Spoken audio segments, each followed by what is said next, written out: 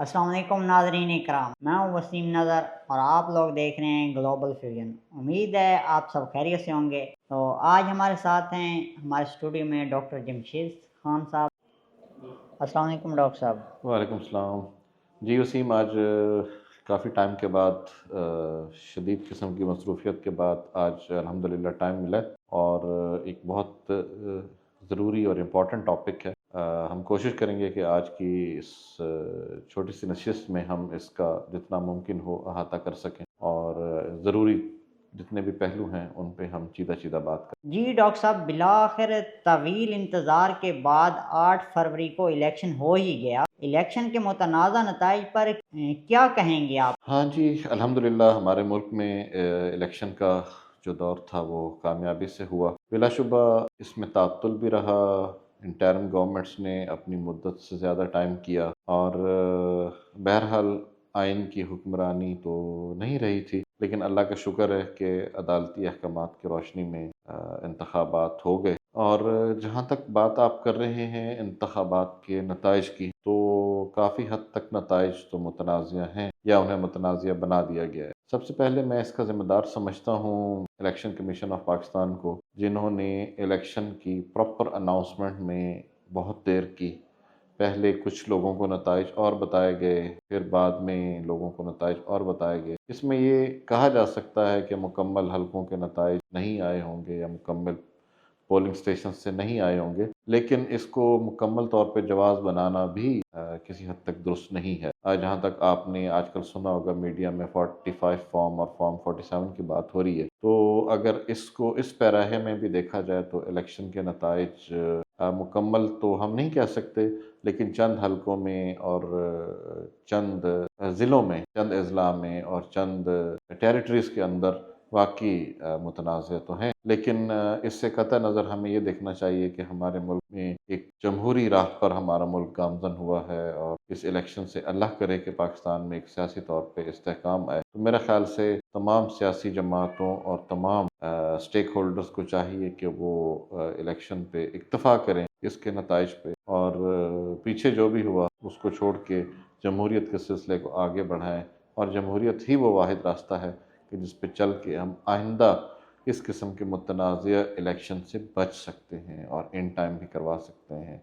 बहरहाल हमारे मुल्क को जमहूरियत की उतनी ही ज़रूरत है जितनी कि एक मरीज़ को आईसीयू में ऑक्सीजन की ज़रूरत हो। जी डॉक्टर साहब, क्यों अवाम की तरफ से किसी को सादा अक्सरियत ना मिल सकी? इस पर थोड़ी सी आप रहनुमाई फरमा दें। सादा अक्सरियत के हवाले से अगर देखा जाए तो सादा अक्सरियत अवाम की तरफ से वाक़ई किसी को नहीं देगी। इसमें 2 से 3 अवामिल कारगर हो सकते हैं। एक तो ये कि पहले पाकिस्तान तहरीक-ए-इंसाफ की जो हुकूमत थी, उस हुकूमत के दौरान अवाम हुकूमती कारकर्दगी और गवर्नेंस से वाकिफ़ न थी और उसमें किसी हद तक मैं कोरोना को भी कसूरवार समझता हूँ कि कोरोना की वबा आ गई और अवाम तक मुकम्मल हक़ाइक़ जो है वो नहीं पहुँच सके। उसके बाद अवाम एक महंगाई की शिद्दत में जकड़े जाते रहे और हुआ ये कि बदकिस्मती ये कह लें कि जब गवर्नमेंट चली गई, एक इलेक्टेड गवर्नमेंट थी, मेरे ख़्याल से उसे 5 साल पूरे करने चाहिए थे। लेकिन वोट ऑफ नो कॉन्फिडेंस के ज़रिए जब पीडीएम की गवर्नमेंट आई, तो पीडीएम की गवर्नमेंट की भी कारकर्दगी जो थी, वो भले उस वक़्त के मुआशी हालात हों या उस वक़्त के सियासी अवामिल हों, तसल्ली बख्श नहीं थी। उस गैर तसल्ली बख्श कारकर्दगी और उससे कबल 3.5 साल का पीटीआई का दौर अवाम की नज़र में था, तो अवाम के लिए ये मुंतखब करना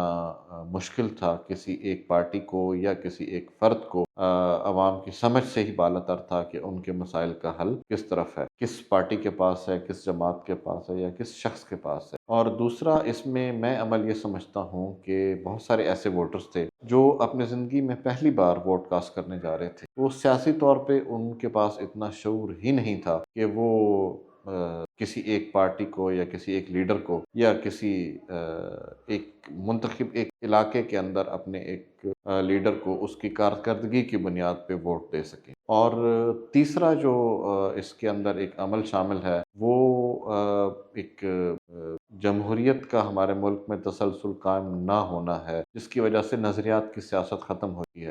ہمارے ہاں بہت چند لوگ ایسے ہیں جو کہ نظریات کی سیاست کرتے ہیں، اور عوام میں بہت چند لوگ ایسے ہیں جو کہ نظریے کی بنیاد پہ ووٹ دیتے ہیں۔ تو نظریے کا ووٹ دفن ہونا بھی اس کی ایک وجہ ہے، اور یہ سارے عوامل کو اگر یکجا کیا جائے تو عوام کے پاس آپشن ہی نہیں رہا تھا کہ اگر وہ اپنا ووٹ کا رائٹ اگر استعمال کریں تو وہ کس کو ووٹ دیں۔ اس میں عوام گم گم کی کیفیت کا شکار تھے۔ وہ کسی نے اپنے پسندیدہ لیڈر کو ووٹ دیا، کسی نے اپنے پسندیدہ پارٹی کو ووٹ دیا، کچھ لوگ علاقے کی سیاست کرتے ہیں اور بزرگوں کی سیاست میں پورے پورے خاندان کسی ایک طرف جھک گئے۔ تو اس کا نتیجہ یہ نکلا کہ پارلیمنٹ میں ایک کھچڑی سی بن گئی جیتے ہوئے لوگوں کی، سادہ اکثریت کسی ایک کو بھی نہ مل پائی۔ جی ڈاکٹر صاحب، کے پی کے میں پی ٹی آئی کے آزاد امیدواروں کے علاوہ کیوں کوئی اور نہ جیت سکا؟ جی، کے پی کے اندر چونکہ ایک طویل دور رہا ہے پی ٹی آئی کی حکومت کا، اور پی ٹی آئی کا جو طرز عمل ہے وہ بڑا جارحانہ ہے، ان کے لیڈرز کا بھی جارحانہ ہے۔ تو جہاں تک اس کا کریڈٹ پی ٹی آئی کو جاتا ہے تو اس میں میرے خیال سے ایک ڈی میرٹ یہ بھی ہے کہ وہاں پہ نظریے کی سیاست دفن ہو گئی۔ وہاں پہ وہ لوگ ہار گئے اے این پی کے جنہوں نے اپنے خاندان جمہوریت کی خاطر قربان کیے، اور شہادتیں ان کے خاندانوں میں سب سے زیادہ انہوں نے شہادتیں پیش کی، اور ان کا خون جمہوریت میں شامل ہونا چاہیے تھا، لیکن عوام نے انہیں نہیں چنا۔ اسی طریقے سے اگر دیکھا جائے تو جمعیت کی سیاست بھی وہاں پہ تقریباً دفن ہو چکی ہے، اور جماعت اسلامی بھی کوئی خاطر خواہ کامیابی حاصل نہ کر پائی عوام کی۔ بہرحال حق حکمرانی اور طاقت کا سرچشمہ تو عوامی ہے، تو اس کا بہتر حل تو یہ ہے کہ اب پی ٹی آئی کی 5 سال مزید آنے والی حکومت اس کا جواب دے پائے گی کہ وہاں پہ لوگوں کو اپنے ووٹ کا جواب مل پائے گا کہ انہوں نے پی ٹی آئی کو سادہ اکثریت کے پی میں دلوائی، تو کیا ان کا فیصلہ یہ درست تھا یا نہیں تھا۔ اس کی بھاری ذمہ داری پی ٹی آئی کی صوبائی قیادت پہ جاتی۔ جی ڈاکٹر صاحب، میرا آپ سے اگلا کویسچن ہے، سندھ میں جی ڈی اے کچھ خاص کیوں نہ کر پائی؟ اس پر تھوڑی سی آپ رہنمائی فرمائیں گے ہماری؟ دیکھیں جی، سندھ کے اندر خصوصاً سندھ کو ہم تھوڑا سا کیٹیگرائز کر لیں تو سندھ کی ایک ڈفرینٹ سچویشن ہے۔ پیپلز پارٹی کا وہاں پہ ایک طویل دورانیہ رہا ہے حکومت کا، وہاں پہ ایم کیو ایم کی بھی بہت اچھی کارکردگی نہیں تھی، لیکن جی ڈی اے کو پیپلز پارٹی کو ہی مات دینے کے لیے مختلف دھڑوں کو اور مختلف لوگوں کو توڑ کے بنایا تھا۔ بیسیکلی جی ڈی اے کوئی سیاسی جماعت نہیں ہے، اور نہ ہی ان کے پاس کوئی نظریہ ہے، اور نہ ہی ان کے پاس کوئی ایسا کام ہے جس کی بنیاد پہ وہ لوگوں کے پاس جاتے۔ تو وہ تو صاف ظاہر ہے کہ ان کی ایسی بنائی ہوئی جماعتیں زیادہ دیر ٹکتی نہیں۔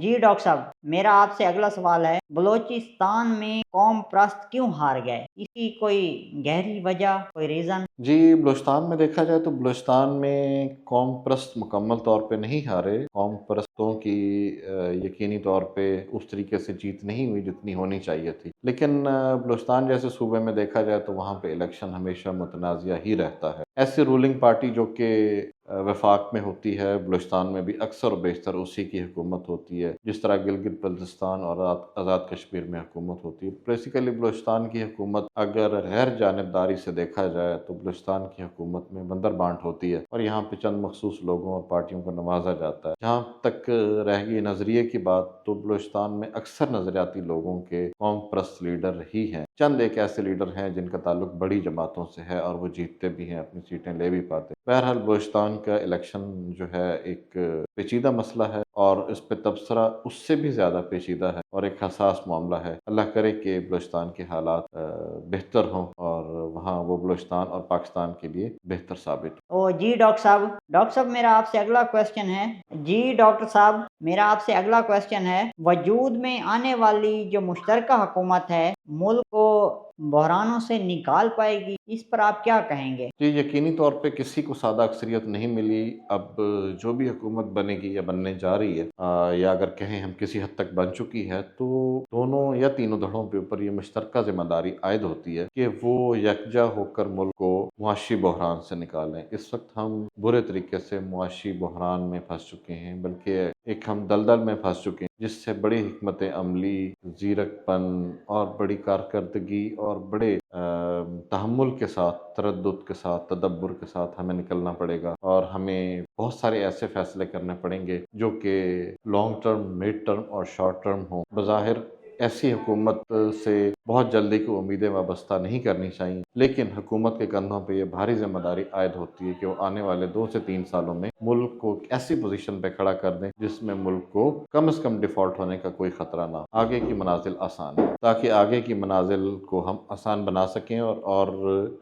At the end of the term of government یہ اپنا 5 سال اللہ کرے کہ پارلیمنٹ پوری کرے اور اس وقت وہ ڈیلیور کرنے کے پوزیشن میں ہو، تاکہ وہ فائنینشلی، اگر ہمارا ملک فائنینشلی بہتر ہو گیا تو انشاءاللہ باقی معاملات بھی ٹھیک ہو جائیں۔ جی ڈاکٹر صاحب، میرا آپ سے اگلا کویسچن ہے، اس وقت ملک کی اہم ضرورت کیا ہے اور اسے کیسا پورا کیا جا سکتا ہے؟ جی، اس وقت ملک کی اہم ضرورت یکجہتی ہے، اتفاق ہے، اتحاد۔ ہمیں ہمارے جتنے بھی لوگ سیاسی ہیں، ہمارے لیڈران ہیں، ان کو سیاسی وابستگیوں سے، پارٹیوں سے، ذاتی مفادات سے بالاتر ہو کے یکجہتی کی ضرورت ہے۔ آج ہمیں صحیح معنوں میں ایک پیج پہ ہونے کی ضرورت ہے۔ ہم گزشتہ ادوار میں سنتے تھے کہ فوج اور حکومت ایک پیج پہ ہے۔ میرے خیال سے اب یہ صحیح وقت ہے کہ جس میں فوج، حکومت اور سول بیوروکریسی کو ریاست بچانے کے لیے ایک پیج پہ ہونا پڑے گا، اور کسی حد تک عوام کو بھی ایک پیج پہ ہونا پڑے گا۔ اور اگر ہم یہ ایسا کرنے میں کامیاب ہو جاتے ہیں تو ہمارے سامنے ہندوستان کی مثال ہے کہ وہ کیسے لڑکھڑاتی ہوئی معیشت کو سنبھال کے دنیا کے بہترین ممالک میں شامل ہو گئے۔ ہمیں اپنے پڑوسیوں سے حالات بہتر کرنا ہوں گے، ہمیں خصوصاً ہندوستان سے تجارت کرنی پڑے گی، ہمیں ایران کے ساتھ گیس پائپ لائن کو تکمیل تک پہنچانا پڑے گا، ہمیں چائنا کے ساتھ اپنے مراسم کو مزید استوار کرنا پڑے گا، ہمیں سعودی عربیہ سے ہم آہنگی بڑھانی پڑے گی، ہمیں ایران کے ساتھ امن قائم رکھنا پڑے گا، ہمیں افغانستان کے معاملے میں لینیٹ ویو لینا پڑے گا، ہمیں اسی طریقے سے امریکہ کے ساتھ اپنے تعلقات، جتنی بھی بڑی طاقتیں ہیں، ہمیں ان کے ساتھ اپنے تعلقات کو اثر نو جائزہ لینا پڑے گا۔ ہم کسی بھی صورت میں تنازع ہونے یا کسی بھی قسم کے جنگ کے متحمل نہیں ہیں۔ ہمیں صرف اور صرف امن، سکون اور معاشی پائیداری ہی اس بھنور سے نکال سکتی، اور ہمیں اثر نو ان کا جائزہ لینا چاہیے اور ذاتی مفادات کو چھوڑ کے ریاست کو بچانا چاہیے۔ ریاست بچ گئی، سیاست بہت۔ جی ڈاکٹر صاحب، بہت بہت شکریہ، آپ نے ہمیں قیمتی وقت دیا۔ انشاءاللہ نیکسٹ ویڈیو میں آپ کو دوبارہ زحمت دیں گے، انشاءاللہ دوبارہ آپ سے ملاقات ہوگی۔ کامنٹس باکس میں آپ لوگوں نے ہمیں ضرور بتانا ہے، اور کوئی نیکسٹ ٹاپک ہے آپ کے مائنڈ میں یا آپ اس پر کوئی ہم سے تجزیہ وغیرہ لینا چاہتے ہیں تو وہ کامنٹس باکس میں ضرور بتائیں، انشاءاللہ ہم ڈاکٹر صاحب سے اس کے بارے میں بھی رہنمائی لیں گے۔ باقی دعا میں یاد رکھیے گا۔ اللہ حافظ۔